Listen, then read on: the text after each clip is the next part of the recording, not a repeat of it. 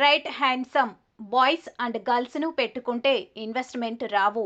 MLA NM Srinivasa Reddy తెలంగాణను ఆ నలుగురు నాశనం చేశారని, ముఖ్యంగా ట్విట్టర్లో మొనగాడని చెప్పుకుంటున్న కేటీఆర్కు తెలివి లేదని, చిన్నపిల్లల చేష్టలు ఉన్నాయని, పెట్టుబడులు ఎలా వస్తాయో ఆ విధానాన్ని తెలుసుకుంటే బాగుంటుందని, ఫ్యాషనబుల్గా డ్రెస్సులు వేసుకొని లెఫ్ట్ రైట్ హ్యాండ్సమ్ బాయ్స్ గర్ల్స్ను పెట్టుకుంటే ఇన్వెస్ట్మెంట్ రావని మహబూబ్ నగర్ కాంగ్రెస్ ఎమ్మెల్యే ఎన్ఎం శ్రీనివాసరెడ్డి అన్నారు.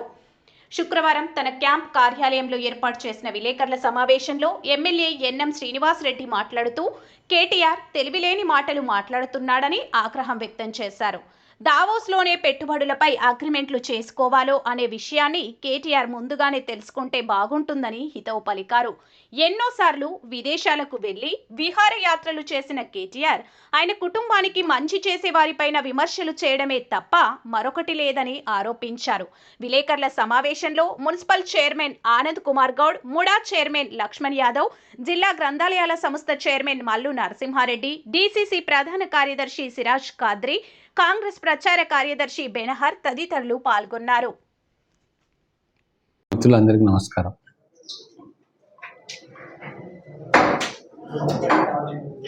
మేము అధికారంలోకి వచ్చి సంవత్సరం మీద 2 నెలలు దాదాపుగా కావస్తా ఉంది.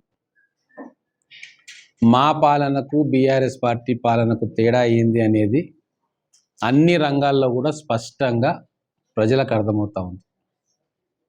కేవలం కేటీఆర్కు, కల్వకుంట్ల కుటుంబానికి తప్ప మొత్తం తెలంగాణ ప్రజానీకానికి ప్రజల కోసం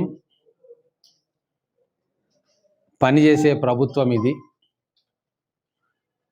గౌరవ ముఖ్యమంత్రి రేవంత్ రెడ్డి గారు, మంత్రివర్గము, ఎమ్మెల్యేలు ఎల్లప్పుడూ ప్రజలకు అందుబాటులో ఉండి వాళ్ళ సమస్యల పరిష్కారం కోసం పనిచేస్తూ ఉన్నారన్న విషయం ఈరోజు దాదాపుగా 11,000 గ్రామాల్లో గ్రామ సభలు జరిగినాయి. ప్రజలకు ఏం కావాలనో 4 పథకాలు ఏవైతే మేము అనౌన్స్ చేయబోతా ఉన్నామో, ఇవ్వబోతా ఉన్నామో వాటి గురించి సమాచారాన్ని వడపోసి తీసుకున్నాం. అనేక మార్గాల ద్వారా మళ్ళీ గ్రామానికి వెళ్ళి అధికారులు అప్లికేషన్స్ తీసుకుంటా ఉన్నారు. ఇవన్నీ కూడా ఒక ఎత్తు. ఈరోజు భారతదేశమే ఆశ్చర్యానికి గురవుతూ ఉంది.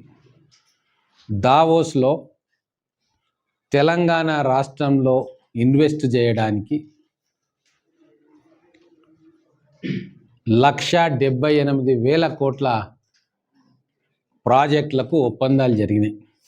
చాలామంది భ్రమపడతా ఉంటారు, కేటీఆర్ చాలా పోటుగాడు, మనగాడు, ఏమో చేసిండు హైదరాబాద్ను, ఏమో చేసిండు తెలంగాణ. వాళ్ళు ట్విట్టర్లలో పోటుగాళ్ళు, మనగాళ్ళు. ఈరోజు స్పష్టంగా 2018 నుంచి 2023 దాకా వాళ్ళు తెచ్చిన ఇన్వెస్ట్మెంట్ ఎంత?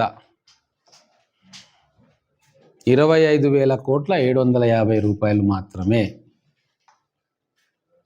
కానీ మా ప్రభుత్వం వచ్చింది, మేము 2 పర్యాయాలు మా ముఖ్యమంత్రి గారు దావోస్కు పోయిండ్రు.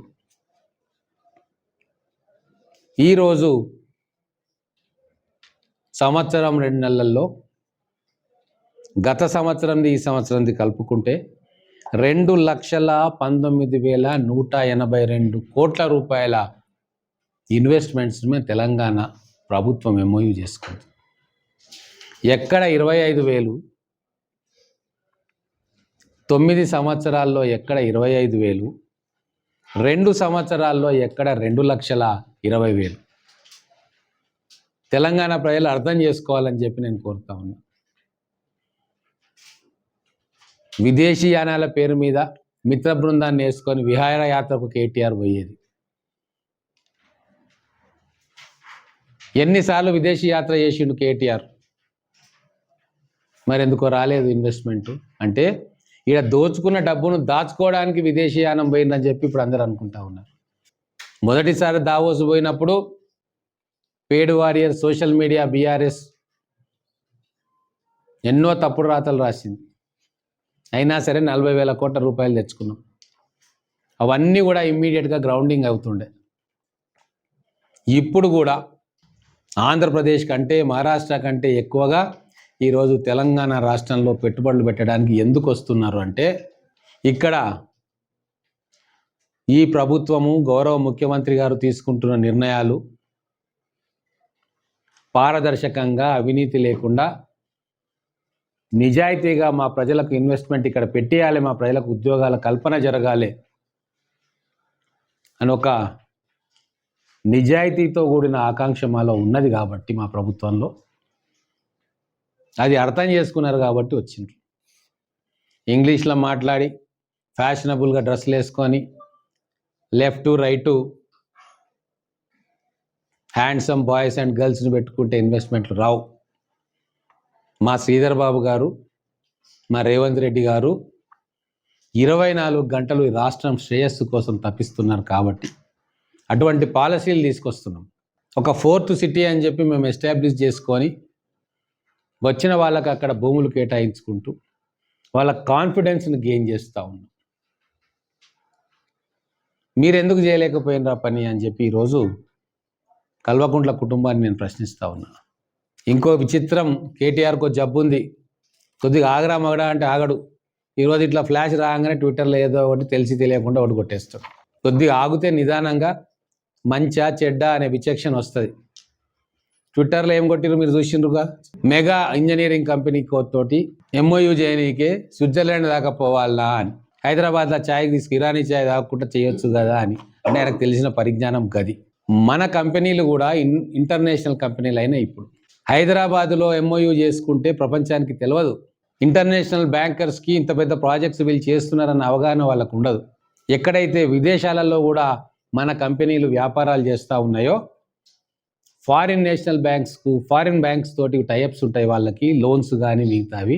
సో స్విట్జర్లాండ్ లాంటి వేదిక మీద వాళ్ళు ప్రాజెక్టులు అనౌన్స్ చేస్తే వాళ్ళ ఫండింగ్ ఈజీ అవుతుంది. ఇంకా ఈ 15,000 20,000 కోట్లు దేశీయ కంపెనీలు చేసేదాన్ని చూసి తెలంగాణలో ఇన్వెస్ట్మెంట్ అట్మాస్ఫియర్ అద్భుతంగా ఉంది అని చెప్పి గోడ మీద కూర్చున్న మల్టీనేషనల్ కంపెనీలు కూడా అగ్రిమెంట్లు చేసుకుంటాయి. ఆ ఇన్వెస్టర్ కాన్ఫిడెన్స్ పెరుగుతుంది. ఇది కూడా సోయలేదు కేటీఆర్కు, చిన్న పిల్లగానిలాగా మాట్లాడతాడు. అందుకే ఈరోజు ప్రత్యేకంగా 2,20,000 కోట్ల రూపాయల ఇన్వెస్ట్మెంట్స్ని కేవలం 14 నెలల్లోనే ఈ రాష్ట్రానికి తీసుకొచ్చిన ఘనత మన గౌరవ ముఖ్యమంత్రి రేవంత్ రెడ్డి గారిది. వారికి సహాయ సహకారాలు అందిస్తూ సిన్సియర్గా తన డ్యూటీని చేస్తున్న ఇండస్ట్రీ మంత్రి శ్రీధర్ బాబు గారిది, వాళ్ళ టీంది, మా కాంగ్రెస్ ప్రభుత్వానికి.